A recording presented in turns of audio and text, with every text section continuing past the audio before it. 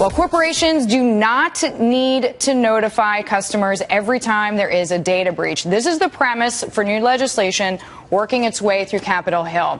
John Bussey is with me now from the Wall Street Journal. So, John, companies don't have to disclose when they've been hacked. This is the idea. How is this even a possibility? Right. Well, Joel Shackman's writing about this in the Journal.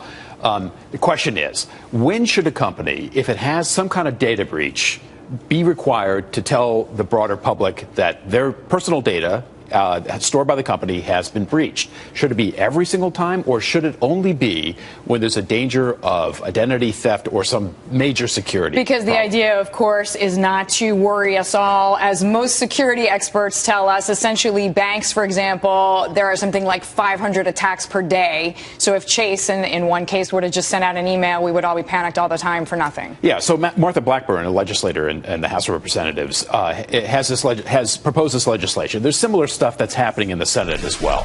And it basically says, look, companies should not have to disclose to the public every time the data's been breached, but only when it's a significant security threat to the public's data.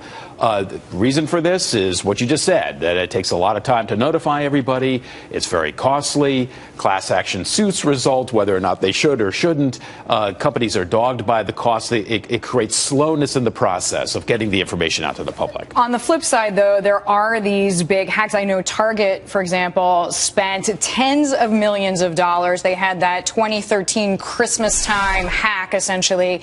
And that, I don't know, it was 40 million credit card and debit card accounts were compromised. Yeah. So in that case, you need to tell people. Yeah, that's right. If the security has been really breached and you're at risk of security of identity theft, the question is, this legislation would leave up to the company a certain amount of discretion. They would be able to determine internally, hey, this really constitutes a breach that does threaten the identity of our customers, or it doesn't. So who's to decide? Who's to make that discretionary Well, speaking call? of who's to decide, as you said, basically both chambers of Congress are reviewing legislation, and if it's passed, it essentially will override current state laws. In other words, it's the federal decision over states. Yeah, and the companies say this is another reason we need a federal law, is that there are so many different state statutes that we have to identify and inform so many attorneys general and different ways for different breaches that we're just kind of glommed up here with notification. At the end of the day, though, kind of back on the flip side of this, if the kind of feet aren't to the fire on these kinds of issues for the companies, if they have discretion to make this call, there's good and there's bad. There's good from the standpoint it's a lot more efficient, a lot less costly. And come on, not every breach really warrants being notified if you're a customer, unless your identity is at risk. Identity theft is at risk.